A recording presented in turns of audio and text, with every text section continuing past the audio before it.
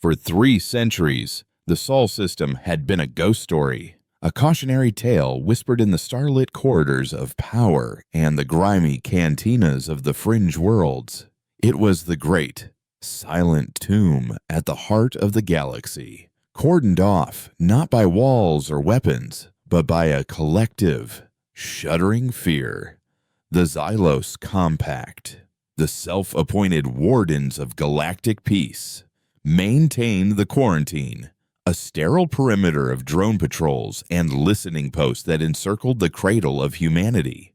They weren't keeping anyone in. They were ensuring nothing got out. The official narrative, etched into the mind of every schoolchild from the core to the rim, was one of plague and collapse. Humanity, that brilliant, volatile, and terrifyingly ambitious species, had simply burned itself out, consumed by its own internal fires. They were a historical footnote, a lesson in cosmic hubris. I, however, never believed it was that simple.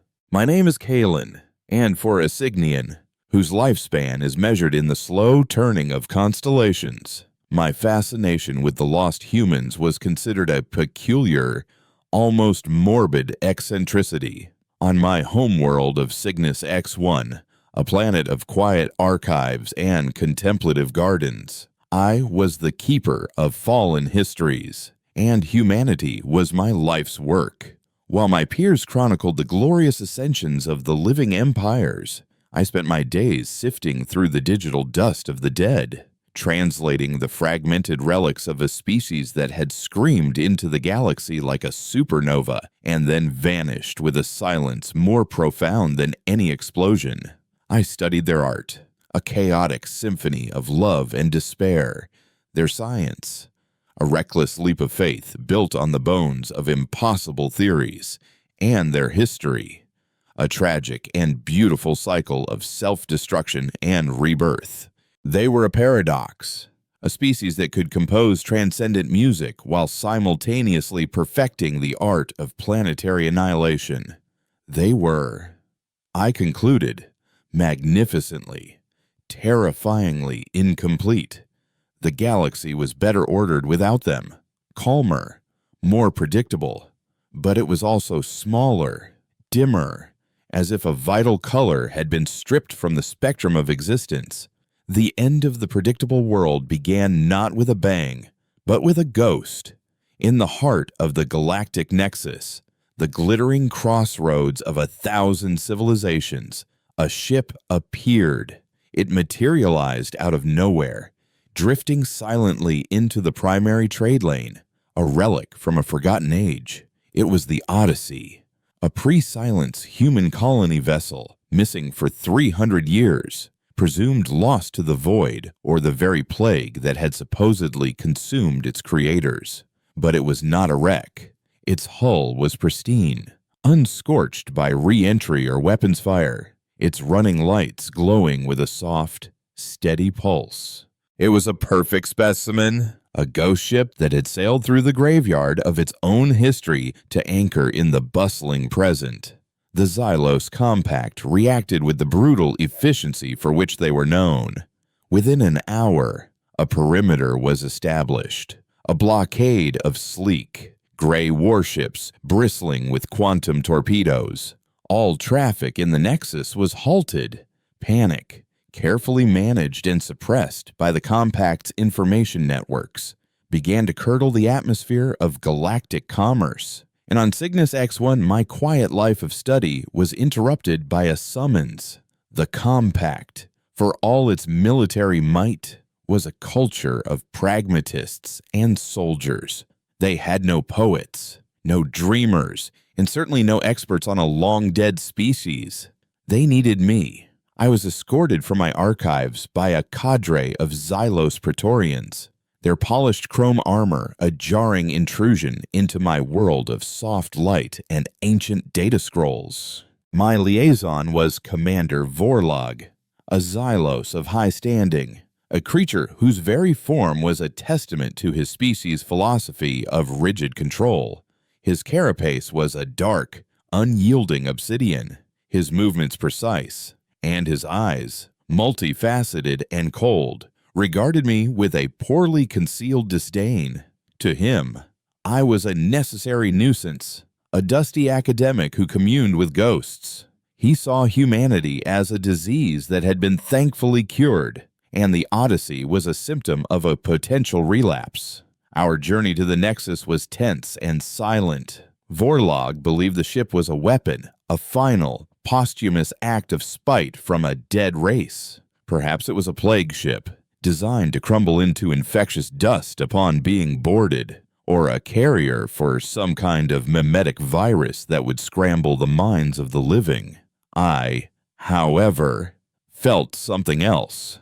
Looking at the spectral image of the Odyssey on the main view screen, I felt not dread, but a profound and unsettling sense of awe.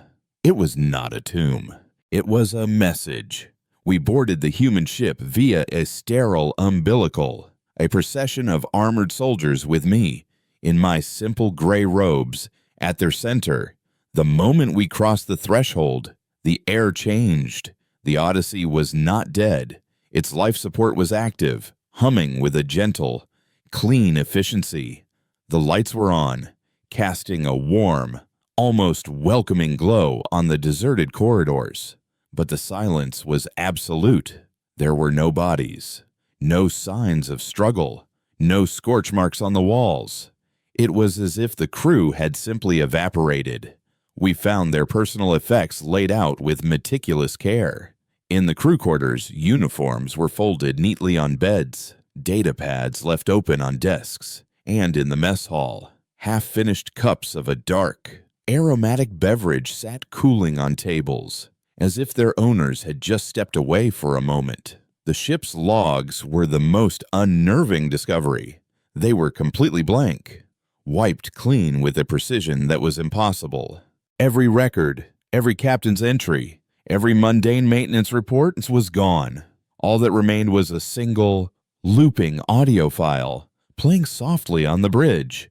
It was a voice, a chorus of voices speaking in unison, in a language that was a fusion of every human tongue that had ever existed.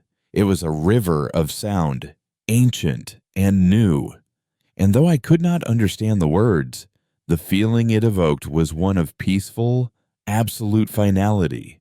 The true discovery, the heart of the mystery, awaited us deep within the ship's engineering section. There, surrounding the massive, silent drive core, we found the crew. They were not dead. They had been transformed. Hundreds of them stood in a silent circle, their bodies turned to a translucent, crystalline material that seemed to drink the light. They were perfect statues, frozen in the midst of their final duties, engineers with hands outstretched towards control panels, security officers with gazes fixed on the corridor, a child holding a small, crystalline toy ship. Their faces were serene, their eyes closed as if in peaceful slumber. They were part of the ship now, fused into its systems, their crystalline forms laced with humming filaments of light that pulsed in time with the ship's dormant core. They were art and machine, biology and geology, a new state of being my formal training had no name for. Vorlog saw only an abomination, a perversion of organic life. He was convinced it was the work of the plague, the final, horrific stage of the human disease. He ordered his science team to prepare a cutting laser to take a sample from one of the figures, an officer whose crystalline hand still rested on a console. I felt a surge of protest, an instinct I couldn't explain. "Commander, wait," I pleaded. "This is not a disease. This is something else. This is metamorphosis." He silenced me with a glare. "It is an unknown, archivist, and the unknown is a threat until it is categorized and controlled." As the soldier armed the laser, its high-pitched whine echoing in the silent chamber, I felt drawn to one of the figures, a woman with long, flowing hair that had been transformed into a cascade of delicate, amber-like crystal. I reached out, my fingers trembling, and gently touched her arm. The moment I made contact, a silent shockwave of pure information flooded my mind. It was not a voice, but a feeling of time stretching and collapsing, of a consciousness vast and ancient, a collective mind born from 1 billion individual souls. It was the mind of humanity. And then, the ship awoke.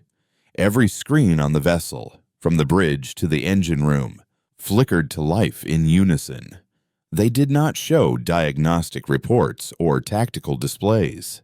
Instead, they showed a star chart, a swirling, three-dimensional map of impossible complexity. It was not our galaxy. It was a map of all galaxies, a cartography of probability, showing countless timelines branching and folding, shimmering streams of what could be, what might have been, and what was yet to come. And in the center of this cosmic web, this ocean of possibilities, was a single, stable, unwavering point of light, a yellow star, Sol. The message was not a threat, it was a statement of fact, a revelation so profound it shattered the foundations of galactic understanding. Humanity had not died. They had not fled. They had simply stepped outside. They were no longer bound by a single thread of reality. The high-pitched whine of the cutting laser intensified.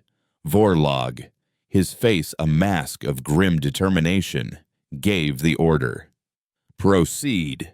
The moment the beam touched the crystalline officer's hand, the world dissolved into silent, golden light. It erupted from the figure, not as a destructive blast, but as a gentle wave of pure energy that filled the entire ship in an instant. The Xylo soldiers froze, their armor locking up, their weapons powering down into inert blocks of metal. The laser died with a pathetic fizzle. Commander Vorlog stood rigid, his obsidian carapace glowing faintly, a statue of impotent fury. I alone was untouched, standing in the heart of the golden radiance, my mind connected to the silent, oceanic consciousness of the ship. The chorus of voices returned, not as an audio file, but as a direct thought, a question that was not asked in any language but was understood in the very core of my being. We are here. Why have you come armed outside? Beyond the hull of the Odyssey. The golden light pulsed once, a silent heartbeat that washed over the entire nexus, and on the bridge of every vessel in the system, from the mightiest Xylos dreadnought to the humblest cargo freighter. The same impossible star chart bloomed into existence on their navigation screens, overwriting their own reality with a map of infinity. The quarantine was broken, the ghost was out of its tomb, and the children of Earth were home. The golden light was not a light. It was a medium, a liquid reality in which I was suspended. The question from the human collective, "Why have you come armed?" was not an accusation, but a genuine, almost childlike inquiry, as if a mountain were to ask a microbe why it chose to crawl instead of fly. In that moment, I was no longer Kalen, the Cygnian archivist. I was a single open nerve ending connected to an ocean of being. I had no words to answer them, so I offered the only thing I had my own, unfiltered truth. I projected my history, my fascination, my quiet reverence for their lost culture, but also my fear, the borrowed, secondhand terror the galaxy had nurtured for 300 years. I showed them Commander Vorlog, not as a monster, but as a product of his own rigid history, a creature whose definition of peace was the utter absence of variables. I showed them the Xylos Compact, an empire built on the principle that the unknown must be caged before it could become a threat. My thoughts were a clumsy, primitive vessel, but the human consciousness received them not with judgment, but with a feeling I could only interpret as a profound, ancient melancholy. They have not changed. The thought stream whispered back to me, a sigh that echoed across a chasm of 3 centuries, still building cages for the sky. The light then showed me a glimpse of their journey. The plague was no plague. It was a choice. They called it the Great Becoming. Faced with the inevitable endpoint of their own chaotic biology war, entropy, the slow decay of meaning, they had turned their legendary scientific recklessness inward. They had not conquered the flesh. They had translated it into a new language, a symphony of light, data, and consciousness, where the individual became a note in an infinite chord. They hadn't died. They had outgrown death. The Odyssey and its crew were not ghosts. They were emissaries. The first to return, a single crystalline sentence from a book that had been rewritten in a language the rest of us had forgotten how to read. Then, as gently as it had arrived, the golden radiance receded, collapsing back into the crystalline figures, leaving behind an unaltered, profound silence in the engineering bay. The Xylos soldiers jerked back to life, their armor systems rebooting with a cacophony of clicks and whirs. Commander Vorlog staggered, his multifaceted eyes blinking rapidly as he regained control of his frozen limbs. His fury was a palpable force, a distortion in the air. He didn't look at the serene figures around us. He looked at me. His face, usually a mask of stoic control, was twisted with a new emotion: humiliation. We had been effortlessly neutralized, disarmed not by a weapon, but by a mere statement of presence. His entire worldview, built on the predictable physics of force and counterforce, had been rendered obsolete. In his eyes, I was no longer a consultant. I was a collaborator, a conduit for the very chaos he sought to contain. "Arrest him," Vorlog rasped, his voice tight with suppressed rage. The Praetorians seized me, their metallic grips cold and impersonal. As they dragged me from the chamber, I looked back at the woman of amber crystal. A single filament of light pulsed within her, a slow, steady heartbeat in a body that had transcended the need for one. It felt like a farewell, or a promise. The situation in the Galactic Nexus had devolved from controlled panic into sheer, unadulterated chaos. The Compact's authority had evaporated in a single pulse of golden light. The impossible star chart, the map of all possibilities, still lingered on every primary view screen, an indelible, silent testament to the Xylos' impotence. It was a cosmic graffiti tag that declared a new power was in play. Vorlog's attempt at a media blackout was a laughable failure. Within minutes, the fleets of other powers began to arrive, drawn by the scent of a paradigm shift.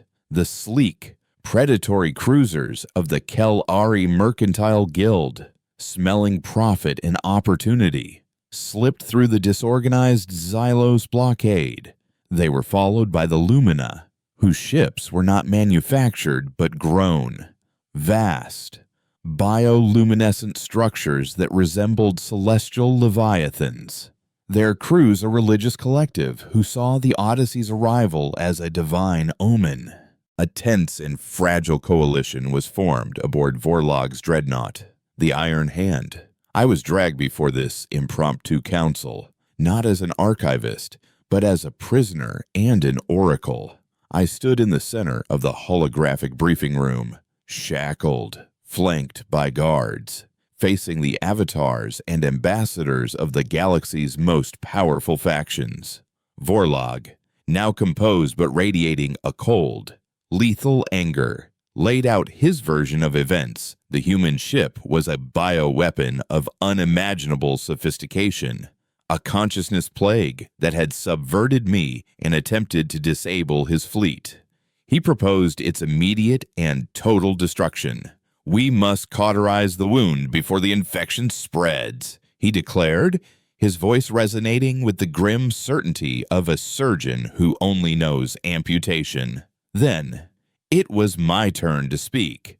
The Lumina's high priestess, a being of pure, shimmering energy, fixed her gentle, nebulous gaze upon me. Archivist Kalen. Her voice was a chime of resonating crystals. You communed with the vessel. Tell us what you saw. I took a breath. The recycled air of the warship tasting stale and thin.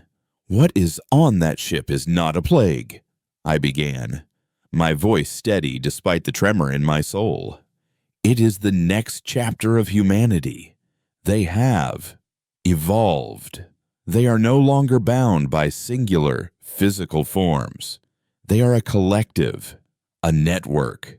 The ship and the crew are one. I explained what I had been shown, the concept of the Great Becoming, their translation into a new state of existence. The Kel-Ari ambassador, a shrewd reptilian creature whose blinks were calculated for maximum effect, scoffed. Evolution. It sounds like assimilation. What do they want? Territory, resources. Every new power wants something. I shook my head, the weight of their incomprehension pressing down on me. That's the point you don't understand. They don't operate on our axis of want and need. They are not here to conquer. They are here to observe. I think the Odyssey is a sensor, a first feeler sent back into the reality they left behind. Vorlog slammed his fist on the console. A sensor that dismantled my fleet's combat capabilities without firing a shot. This is semantic nonsense. Archivist, it is an act of war. As the argument raged, something began to happen outside. The Odyssey, which had been dormant since the pulse, began to glow again, this time with a soft, silver light. It wasn't a pulse. It was a resonance, a low, pervasive hum that was felt more than heard. It reached out and touched the galactic nexus itself. The nexus was a marvel of engineering, but it was also a monument to galactic inefficiency and corruption. It was a chaotic accretion of 1,000 different technologies, running on a patchwork power grid that was prone to brownouts. Its lower levels choked with atmospheric pollution from centuries of unregulated industry. The silver hum from the Odyssey washed over it, and the station responded as if it were a living organism being healed. The chaotic, fluctuating energy grid stabilized into a perfect, unwavering sine wave of power across the station. Automated systems that had been locked in bureaucratic gridlock for decades began to move with a single, unified purpose. Cargo ships that had been waiting for weeks for a docking clearance were smoothly and perfectly rerouted, their flight paths optimized in a silent, complex ballet. In the choked lower levels, atmospheric processors, long neglected by the station's corrupt administration, hummed to life at triple their capacity, the foul air beginning to sweeten and clear. The Odyssey was not attacking the Nexus, it was tuning it. It was treating the station not as a strategic asset, but as a broken instrument, and it was bringing it back into harmony. This act, more than any weapon, was what truly terrified them. The Lumina saw it as a miracle, a divine act of restoration. The Kel-Ari were horrified. Their guild's dominance of Nexus shipping was built on exploiting the very inefficiencies the Odyssey was now erasing in minutes. Their monopolies were dissolving before their eyes. And Vorlog saw the ultimate violation. "This is not healing," he roared, his voice shaking with righteous fury. "This is invasion. It is imposing its will upon us, rewriting our systems, our very existence. Without consent, it is the most arrogant, insidious form of conquest imaginable." He had them. He had turned the miracle into a threat. The fear of control, of losing autonomy, was a terror far more potent than the fear of destruction. He seized the moment, his voice dropping to a low, dangerous command. The human anomaly has declared its intentions. It seeks to absorb and restructure us in its own image. We will not allow it. I am invoking the Xylos Compact's emergency directive. All ships will open fire. We will erase this mistake from the stars. The Lumina High Priestess protested, her form flickering with distress. But the Kel'ari, seeing their prophets vanish, fell silent. The other, smaller factions, long cowed by Xylos military might, offered no resistance. I could only watch, my heart a cold stone in my chest. "You are making a terrible mistake," I whispered. "You cannot kill an idea with a torpedo." Vorlog ignored me. On the main view screen, the Xylos dreadnoughts and cruisers turned in unison, their weapon ports sliding open, bathing the small, silent, ancient human ship in the hellish red glow of their targeting arrays. The order to fire was given, a final, irrevocable word hanging in the air, a testament to a galaxy that, when faced with a miracle it could not comprehend, chose to greet it with fire. The Xylos fleet unleashed a storm of coherent light and matter, a symphony of destruction designed to tear stars from their orbits. Lances of pure energy, shimmering with contained plasma, converged on the Odyssey from a dozen directions. Waves of quantum torpedoes, each carrying the fury of a dying sun, followed in their wake, their guidance systems locked on to the small, silent vessel. The space between the warships and their target became a roaring, incandescent tunnel of annihilation. From the bridge of the Iron Hand, it was a spectacle of absolute power, a demonstration of the Compact's founding principle that which cannot be controlled must be erased. Vorlog watched, his obsidian carapace reflecting the fiery onslaught. A grim satisfaction etched into his features. This was a language he understood. This was the restoration of order. But the Odyssey did not explode. It did not buckle, or fracture, or even scar. As the first energy lance, a weapon capable of cracking a moon in half, was about to make contact, the space around the human ship simply bent. It was not a shield, not a barrier of energy that could be measured or broken. It was a distortion of reality itself, a graceful, silent folding of space-time. The lance of energy, traveling at the speed of light, suddenly found its path elongated into infinity. It flew forever forward but never arrived. Its ferocious energy stretched thin across a newly created dimension until it dissipated into harmless, exotic particles. The quantum torpedoes met a similar, even more baffling fate. As they entered the distorted bubble of reality around the Odyssey, their sophisticated guidance systems, which navigated by the fixed laws of physics, were suddenly presented with an equation that had no answer. Cause and effect became a suggestion, not a law. Time flowed in every direction at once. The torpedoes, utterly lost in a sea of paradox, simply ceased to be. They didn't detonate. They were unwritten from existence. Their warheads, their casings, their very matter resolving back into the quiet, potential nothingness from which they had been forged. The effect on the attacking fleet was catastrophic. Not in a physical sense, but in a psychological and systemic one. A Xylos warship is more than a machine. It is a closed loop of logic, a perfect synthesis of pilot, AI, and weapon. When their weapons did not just fail, but were rendered conceptually meaningless, that loop shattered. On the bridge of the Iron Hand, alarms shrieked as tactical displays filled with gibberish.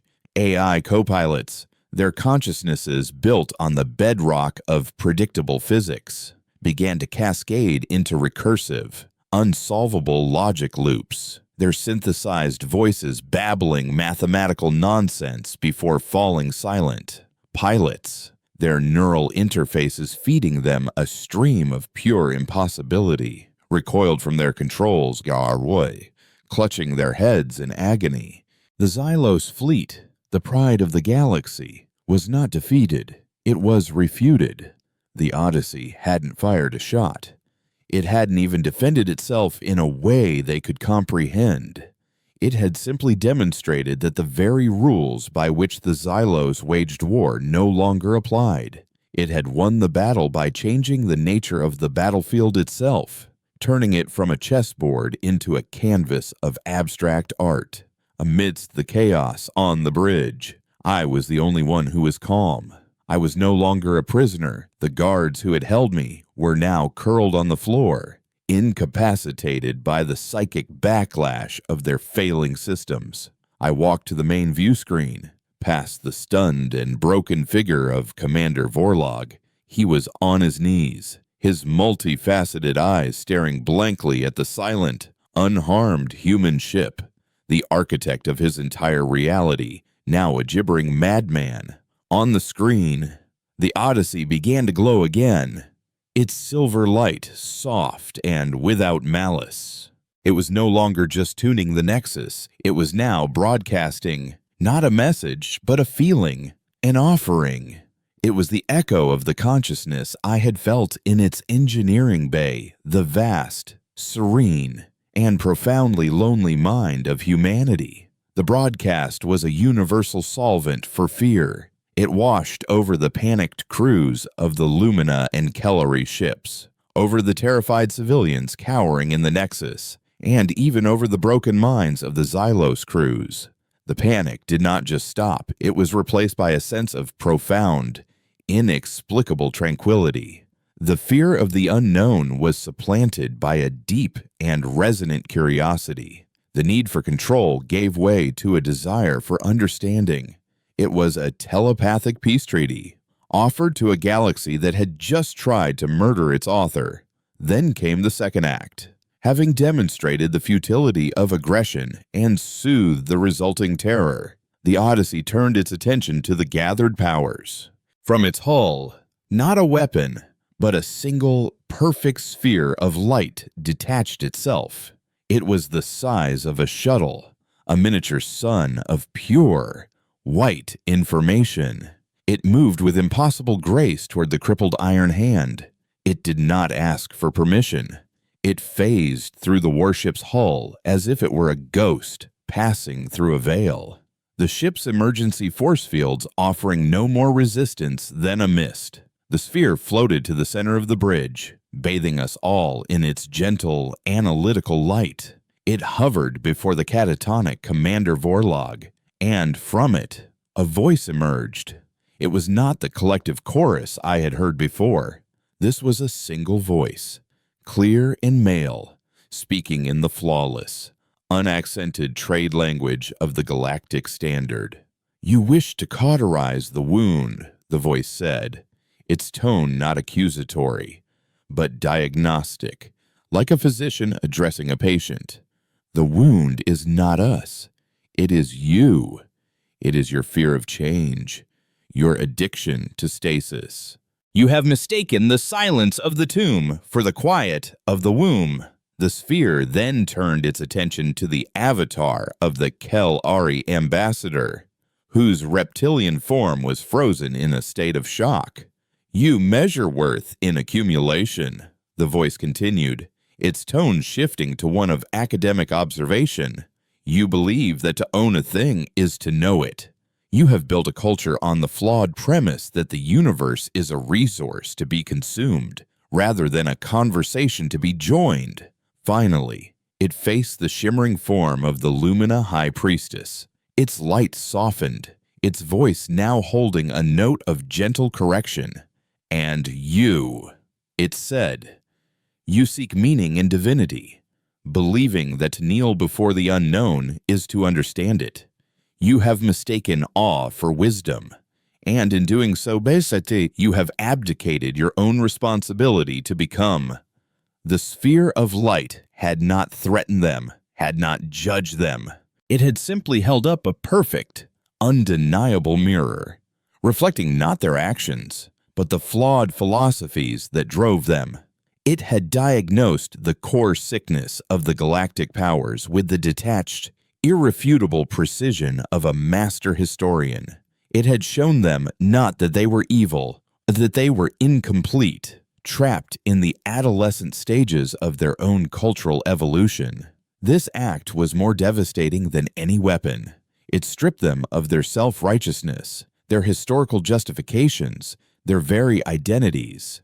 The Xylos were not protectors. They were frightened jailers. The Kel-Ari were not masters of commerce.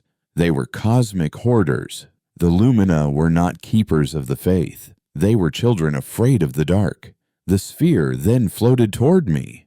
Kalen of Cygnus Eke. The voice said, and for the first time, it held a different quality, not of diagnosis, but of invitation. Keeper of fallen histories, you alone did not come to conquer, to profit, or to worship. You came to listen. For that, you will be our voice. The sphere gently touched my forehead. My mind, which had already been opened by my contact with the crystalline woman, was now flooded not with a feeling, but with a purpose. I was being given a task. I was to be the translator, the bridge between a species that had outgrown language and a galaxy that was still trapped by it. I understood then that the Odyssey was only the beginning, the preface to a story that would rewrite the galaxy. Humanity was not returning to conquer or to save. They were returning to teach. And their first lesson was this: the universe was not a kingdom to be ruled, but a school. And the final exam was an evolutionary leap they themselves had already passed. A new image appeared on every view screen in the system, overwriting the map of infinity. It was an image of Earth, not the dead, quarantined world of the official histories, but a vibrant, living jewel, its continents green, its oceans a brilliant blue, and orbiting it were not ships of war, but structures of impossible grace and scale, city-sized constructs of light and crystal that danced in a slow, elegant orbit. The voice from the sphere spoke one final, system-wide message, a sentence that would become the foundational text of a new galactic age. The quarantine is over. The cradle is open. Come and learn how to walk. Then, the sphere of light dissolved. The Odyssey vanished as silently as it had arrived, and the fleets of the galaxy were left floating in a stunned, perfect silence, forever changed, staring at an invitation to the home of a species they had long believed to be dead. The departure of the Odyssey left a vacuum in the fabric of galactic reality, a silence more potent than any declaration of war. The great powers, and publicly diagnosed, did not retaliate. How could they? To fight humanity was to fight against a mirror, an enemy who defeated you simply by showing you your own reflection. Instead, they fractured. The Xylos Compact, its authority shattered, its military philosophy proven obsolete, crumbled into internal purges and ideological civil war. Vorlog was never seen again, a ghost consumed by his own rigid certainty. The Kel-Ari Mercantile Guild, its economic models based on artificial scarcity and inefficiency, found itself facing a wave of internal dissent from a younger generation who now saw their elders not as titans of industry, but as short-sighted parasites. The Lumina faith splintered into 100 different schisms, each debating the true meaning of the voice from the sphere, their once unified religion dissolving into a cacophony of competing prophets. The galaxy, for so long held in a state of tense, predictable equilibrium, had been thrown into a chaotic, terrifying, and utterly necessary state of flux. And at the center of it all was me.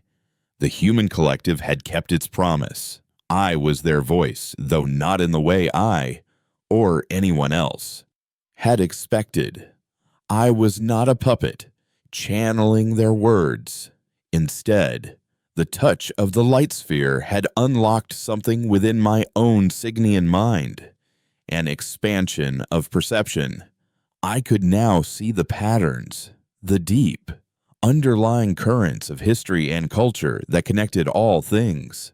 I could see the Xylos' fear of chaos as a direct echo of their species' own chaotic, violent, evolutionary past.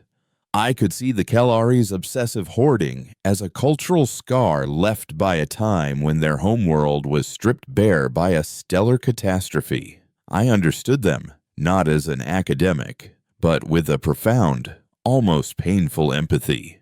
I didn't speak for humanity. I spoke from the perspective they had given me, a perspective from the mountaintop, where the tangled paths of 1,000 different civilizations suddenly resolved into a single, coherent map. My first act was not to issue edicts, but to open a dialogue. From the now pacified bridge of the Iron Hand, I broadcast a simple message to the galaxy, piggybacking on the network the Odyssey had so effortlessly tuned. The invitation is not to a place, I said, my voice reaching every corner of the known galaxy. It is to a state of being. Earth is not a destination to be conquered or a temple to be worshipped. It is a classroom. The first lesson is self-examination. This message, coming from a humble archivist, would have been dismissed a week ago, but now, amplified by the silent, omniscient authority of the humans, it carried the weight of a divine decree. And so began the Great Pilgrimage. Though it was a pilgrimage unlike any other. It was not a race to Earth, not an armada of supplicants seeking favor. It was a slow, cautious, and deeply introspective journey. The ships that set out for the Sol system were not warships or diplomatic barges. They were vessels of scholars, artists, philosophers, and repentant leaders. A Kellari vessel, stripped of its weaponry, carried a cargo of 1 billion unique seeds, a genetic apology for their history of exploitation. The Lumina sent not priests, but a choir, their ship resonating with music composed to express their newfound humility. Even a faction of reformed Xylos, having overthrown their hardline leadership, sent a single, unarmed scout ship, its mission not to observe, but to confess their species' history of fear. I did not join them. My role, I understood, was to remain behind, to be the anchor point, the translator for the changes that were rippling through the old galactic order. I established my base on the galactic nexus, which had become a neutral ground, a sanctuary of peace under the lingering, benevolent influence of the Odyssey's passage. The station, once a symbol of corruption and gridlock, was now transforming into the galaxy's first truly collaborative space, a university and a monastery all in one. As the first pilgrim ships approached the Sol system, they found it was not unguarded, but the Sentinels were not warships, orbiting the system's edge, where the quarantine drones once patrolled, were what the pilgrims began to call the Weavers. They appeared as vast, intricate webs of light, shimmering structures that seemed to be actively knitting the fabric of space-time. They were beautiful and utterly impassive. They did not communicate with words. But as ships drew near, the Weavers would reach out with a single, gentle thread of light. This thread was a probe, but not a mechanical one. It did not scan for weapons or life signs. It scanned for intent. It read the collective consciousness of the crew, the sum of their history, their hopes, and their reasons for coming. Many ships were turned away, not with violence, but with a simple, irresistible push. They would find their navigation systems gently rerouting them, their engines softly powering down, a profound sense of "not yet" filling the minds of the crew. A warship crewed by opportunistic pirates, hoping to scavenge forgotten human technology, found themselves suddenly and inexplicably overcome with a desire to return home and become landscape painters. A ship of dogmatic zealots who saw Earth as a holy land to be claimed were gently spun around and sent back, their minds filled with the quiet suggestion that divinity is not a place one finds, but a quality one builds. The weavers were not guards, they were gardeners, patiently turning away the weeds, allowing only the most sincere blossoms to enter the garden. The first ship to be granted passage was, to everyone's surprise, the single Xylo Scout. Its crew, led by a young Praetorian named Lyra who had publicly renounced her order's history of violence, had come with no agenda but to offer a confession. The thread of light from the weaver touched their vessel, and for a long moment held it in stasis. Lyra and her crew felt their minds being laid bare, their species' entire history of fear and control examined with a gentle, non-judgmental clarity. They felt no shame, only a sense of being truly and completely seen for the first time. Then, the thread withdrew, and the way forward opened. Their journey through the Sol system was a revelation. They saw the great crystalline orbital structures, the cities of light, and understood they were not just habitats, but living libraries, humming with the stored consciousness of trillions of souls. They saw Mars no longer a red, dead world, but a vibrant green, its atmosphere held in place by shimmering, invisible fields of force. They saw massive, silent entities moving in the depths of Jupiter's great red spot, beings of pure energy engaged in a form of thought so complex it registered to their sensors as a new law of physics. This was not an empire, it was an ecosystem of consciousness. Finally, they arrived at Earth. They were not greeted by a reception committee or a fleet of honor guards.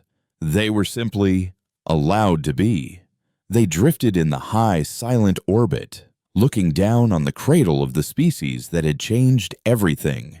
The planet was a patchwork of deep, primordial green and cities that seemed to be grown, not built, their structures flowing with the natural contours of the land. There were no borders, no nations, no visible signs of the tribalism that had once defined humanity and still plagued the rest of the galaxy. Then, they received their first and only communication. It did not come over their comm system. It bloomed in their minds, a shared vision, a memory. They were shown Earth 3 centuries before. They saw the final human wars, the raging fires, the poisoned skies, the despair.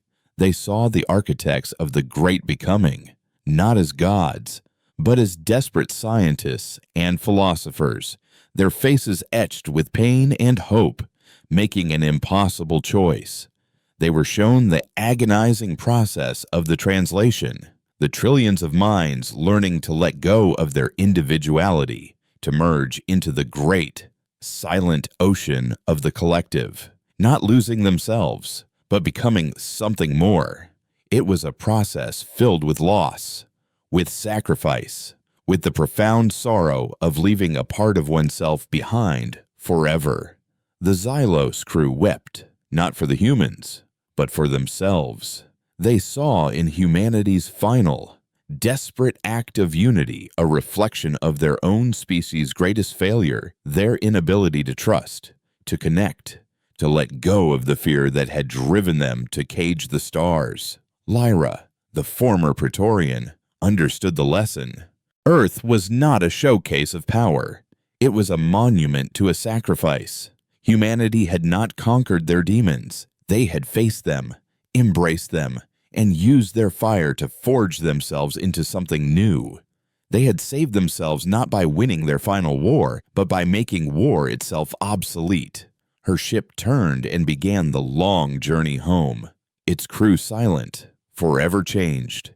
They carried no new technology, no treaties, no answers. They carried only a single, devastatingly simple truth. which Lyra broadcast to me upon her return to the Nexus, a message that I, in turn, relayed to the waiting galaxy. We asked them what they wanted from us, her transmission said, her voice heavy with emotion. They showed us their past and gave us their answer in a single thought. It was not a demand or a threat. It was a plea. Heal yourselves. The message "heal yourselves" became the defining mantra of the new galactic age. It was not a command from a superior power, but a diagnosis from a species that had survived its own terminal illness. The great pilgrimage did not end. It transformed. The journey to Earth was no longer the goal. The journey was inward, across 1,000 worlds. Civilizations turned their gaze from the stars to their own societies, their own histories, their own unexamined wounds. The galaxy entered an unprecedented era of cultural and political renaissance, a period historians would later call the Great Introspection. The Kel-Ari, whose culture of rapacious capitalism had left dozens of worlds as ecological ruins, began the largest restoration project in galactic history. They used their vast wealth not to acquire new assets, but to repair the damage of their past, planting forests on worlds they had clear-cut, planting oceans they had poisoned. Their ambassador, once a creature of shrewd calculations, now spoke with the quiet fervor of a convert, articulating a new economic theory based not on endless growth, but on sustainable balance. The Lumina, having abandoned their dogmatic hierarchies, rediscovered the core of their faith not in ancient text, but in service. Their beautiful living ships, once vessels for missionaries, were repurposed as mobile hospitals and universities, traveling to the forgotten fringe worlds, offering aid and knowledge not as charity, but as an act of shared existence. Even the fractured remnants of the Xylos found a new purpose. Led by Lyra, the reformed Praetorians became the galaxy's foremost peacekeepers, but their methods were unlike any seen before. They did not deploy weapons, they deployed counselors, historians, and trauma specialists. When two systems teetered on the brink of war, a Xylo ship would arrive, and instead of imposing a truce, they would facilitate a dialogue, helping both sides understand the historical fears and cultural scars that were truly driving their conflict. They had learned the ultimate lesson from humanity. True peace is not the absence of conflict, but the presence of understanding. I remained on the Nexus, my role evolving from a mere translator to something of a galactic moderator. The station became the heart of this new age, a neutral ground where former enemies met to share their progress and their struggles. I chronicled the immense, painful, and beautiful process of a galaxy learning to heal itself. We received no further messages from Earth. The cradle remained silent, an impassive, patient observer. The weavers at the edge of the Sol system still turned away those who came with impure intent, but more and more were being granted passage.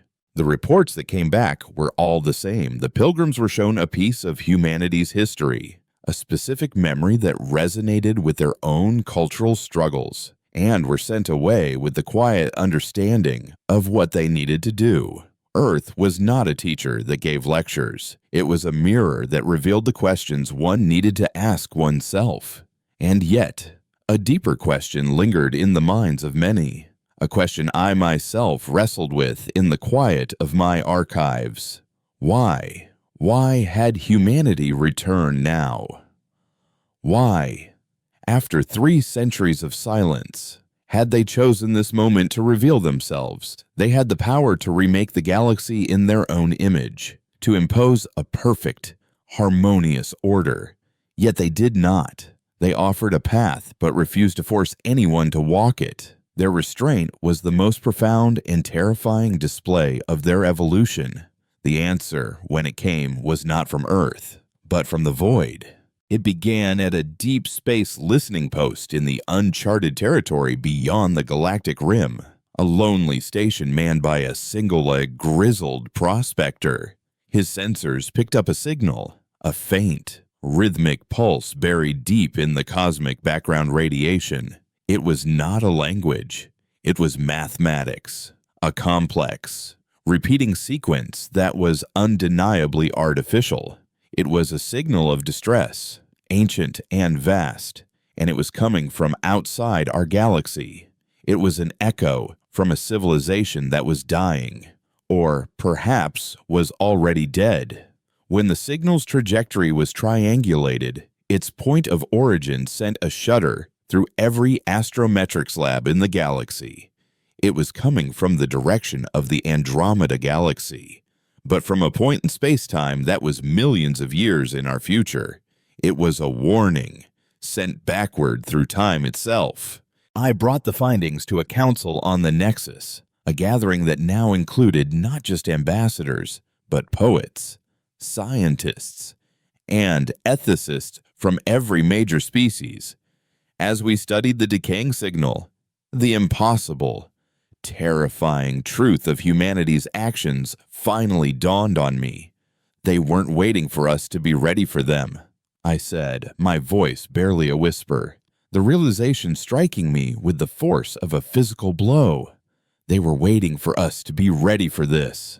The humans had not returned to solve our petty squabbles over territory and resources. They had returned because they had seen a shadow falling upon the universe, a threat so profound and existential that it made our entire history of conflict seem like a playground argument. The Great Becoming wasn't just an escape from their own self-destruction, it was a preparation. They had translated themselves into a form of consciousness that could perceive the deeper currents of time and reality. And they had detected this ancient, cosmic scream for help. They hadn't come back to be our rulers or our saviors. They had come back to be our teachers, to rush us through the final, painful stages of our own adolescence. Because the galaxy needed to be united, healed, and whole. It needed to grow up, and it needed to do it now. The internal squabbles, the fear, the greed, these were luxuries we could no longer afford. The threat from outside was not a conventional enemy, not an invading fleet to be met with torpedoes. The signal was a cry of despair from a civilization that had seemingly fallen to entropy itself, a kind of existential plague that unraveled the very laws of physics, a slow, creeping dissolution of reality. The only defense against such a foe was not a weapon, but a unified, coherent, and incredibly complex collective consciousness, a galactic mind. Humanity couldn't face this threat alone. They needed allies, not soldiers or fleets, but partners in consciousness. They needed a galaxy that had healed its own wounds, that had learned to think as a single, harmonious entity. In that moment, everything clicked into place. The silent lesson of the Odyssey, the sphere of light holding up a mirror, the weavers testing for intent, the plea to heal yourselves. It was all part of the most ambitious and desperate educational program in the history of the universe. They were not building an empire. They were building a coalition of souls, forging a metaphysical shield against a coming darkness. The final act of the story was not theirs to write. It was ours. As the council sat in stunned silence, a new light appeared on the Nexus's main view screen. It was a single, gentle pulse from the direction of the Sol system, the first direct communication in decades. It was not a voice or an image, but a simple, elegant piece of data, a blueprint that bloomed in our minds. It was a design for a ship, but a ship unlike any other. It was not a vessel of metal and wires, but a vessel of consciousness, a loom designed to weave the minds of different species together into a single, coherent tapestry. It was an ark, not for bodies, but for souls. The blueprint was an invitation. The classroom was open. The final lesson was about to begin. Humanity had spent 300 years becoming a key. Now, they were offering us the chance to become the door, and together, we would face the silence that was coming for us all. The great fear of humanity was replaced by a great and terrible purpose. Our long, violent, and beautiful history was not an end in itself, but a prelude. The children of Earth were home, not to reclaim their cradle, but to ask us to help them save the sky. And, for the first time, as a united and healed galaxy, we were finally ready to answer